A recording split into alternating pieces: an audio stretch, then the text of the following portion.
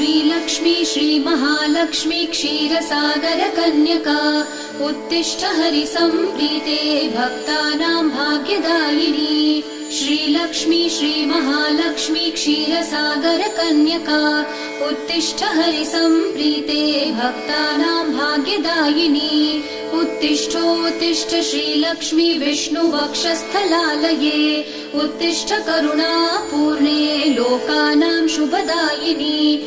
उत्तिष्ठोत्तिष्ठ श्रीलक्ष्मी विष्णुवक्षस्थलालये उत्तिष्ठ करुणापूर्णे लोकानां शुभदायिनी।